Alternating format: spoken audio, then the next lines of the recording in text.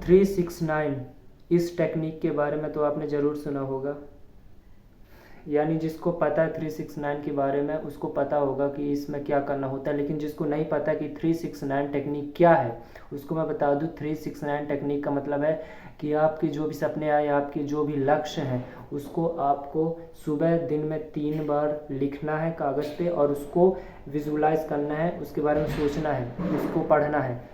3 6 का मतलब है कि आपको दोपहर में उसी चीज़ को फिर से रिपीट करना है, यानी कि अपने लक्ष्य को, अपने सपनों को फिर से लिखना है। जो भी आप ज़िंदगी में पाना चाहते हो, जो कुछ भी, उसको आपको 6 बार दोपहर में लिखना है। और 9 का मतलब है आपको शाम को, यानी कि शाम को 6 बजे से 8 बजे कोई भी टाइम हो, इस शाम को आपको 9 बार अपने गोल्स को लिखना है, उसको विजुलाइज करना है, यानी कि दिन में 3 बार इस चीज़ को फॉलो करते रहना है। लेकिन इसको आपको कंसिस्टेंटली बार बार इसको फॉलो करते रहना है, ना कि 2-4 दिन छोड़कर छोड़ देना है।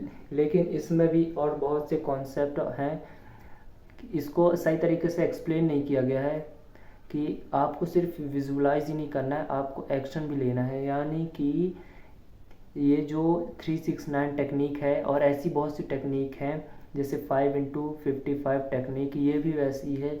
इसका जो मेन मकसद है वो है आपके जो गोल्स हैं, आपके जो डिज़ायर्स हैं, उसको और भी ज़्यादा बर्निंग डिज़ायर में कन्वर्ट करना। यानी कि जो अभी तक आपके डिज़ायर हैं किसी चीज़ को पाने के लिए, लेकिन जब आप उसको बार बार रिपीट करते जाते हो आपके माइंड में, तो वो एक चेन के रूप में कन्वर्ट हो जाती है और बार बार आपके माइंड में वही चीज़ चलती है और वो आपकी बर्निंग डिज़ायर में कन्वर्ट हो जाता है। और जब कोई चीज़ बर्निंग डिज़ायर में कन्वर्ट हो जाती है तो वहाँ से आपका माइंड खुद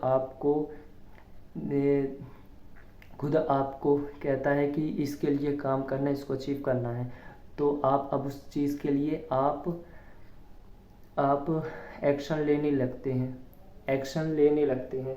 इससे क्या होता है, अब वो चीज़ बहुत ज़्यादा आपके माइंड में है तो आप ना चाहते हुए भी आगे स्टेप लोगे। लेकिन इस चीज़ को लोग ज़्यादा ध्यान नहीं देते हैं। लोग ध्यान देते हैं बस सोचना है और मिल जाएगा, ऐसा नहीं होता है। सोचना भी है, स्टेप 2 क्या करना है, अब एक रोड मैप बनाना है। आपके सपने क्या हैं, आपके गोल क्या है, वो अब आप उसको कैसे अचीव करोगे। अब पहले स्टेप में हमने क्या किया, पहले स्टेप में हमने उस चीज़ को विजुलाइज किया। दिन रात जब भी टाइम मिला हम उस चीज़ को विजुलाइज करते गए, कैसे बनना चाहते हो, कैसे लाइफ चाहिए, क्या सपने हैं, क्या डिज़ायर हैं, क्या गोल्स हैं, क्या पर्पस है, किस चीज़ को अचीव करना चाहते हो, वो हमने सब कुछ किया पहला स्टेप। ठीक है, और इसको करते रहना है, इसको छोड़ना नहीं है, किसी पेपर में लिखना है और उसको देखते रहना है। स्टेप 2 में क्या है कि अब आपके जो सपने हैं या आपके जो लक्ष्य हैं, अब उसको आप कैसे प्राप्त करेंगे, ये रोड मैप है। अब आप सब कुछ लिखते जाएंगे, छोटे से छोटा, बड़े से बड़ा, क्या क्या करना पड़ेगा, कितने टाइम में करना पड़ेगा, यानी कि टाइम ब्लॉक कर लो कि इतने टाइम में यह काम पूरा करना है मेरे टास्क को अचीव करने के लिए। तो अब रोड मैप में क्या करना है, पूरे स्टेप लिख देना है कि उस गोल्स को पाने के लिए क्या मुझे करना होगा और कितने टाइम तक मुझे वो चीज़ करनी होगी। सब कुछ लिख लो। आप उसको प्रायोरिटाइज कर दो, यानी कि प्रायोरिटी बना दो कि कौन सा काम सबसे ज़्यादा इम्पोर्टेंट है, फिर कौन सा है, फिर कौन सा है। इस तरीके से प्रायोरिटाइज कीजिए कि सबसे इम्पोर्टेंट क्या है, उसको टॉप पे करिए। उसके बाद स्टेप 3 आता है अपने माइंड सेट को रिफ्रेश करना, रीडिज़ाइन करना। इसमें क्या करना है, अब आपको नॉलेज चाहिए, एक्सपीरियंस चाहिए। अब जो भी आपके गोल हैं उसको प्राप्त करने के लिए जहाँ से भी नॉलेज मिल रही है अब उसको आपको लेना है। अब वो कहाँ से मिलेगी, बुक से हो सकता है मिल जाए, या फिर जो इंसान टॉप पर बैठा हो, जिसकी जैसा आप बनना चाहते हो, उसके पॉडकास्ट, उसके बुक्स, उसके इंटरव्यूज आप देख सकते हैं, सुन सकते हैं, पढ़ सकते हैं। इससे आपका माइंड डेवलप होगा, ग्रोथ माइंड सेट होगा। आप जितनी नॉलेज लेंगे, क्योंकि नॉलेज के बिना आप आगे नहीं बढ़ सकते। और एक बात हमेशा ध्यान रखना कि जो भी नॉलेज आप ले रहे हो उसको इम्प्लीमेंट ज़रूर करना है, बिना इम्प्लीमेंट किए वो नॉलेज बेकार है। इसलिए नॉलेज को लेना है, एक्सपीरियंस भी करना है, ताकि प्रैक्टिकल आप उसको सीख सको।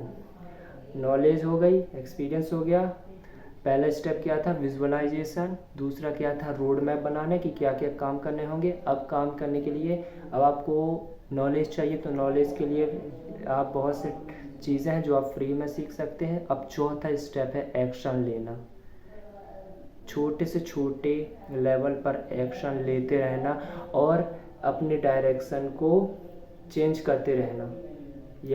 ऐसा नहीं है कि सिर्फ एक ही डायरेक्शन में भागते रहना। और अपने दिमाग को खुला रखना नई नई पॉसिबिलिटी के लिए, नए नए अपॉर्चुनिटीज़ के लिए, और एक्शन लेते रहना है। Never ever give up. अपने माइंड को खुला रखना है, कुछ नहीं इसके अलावा।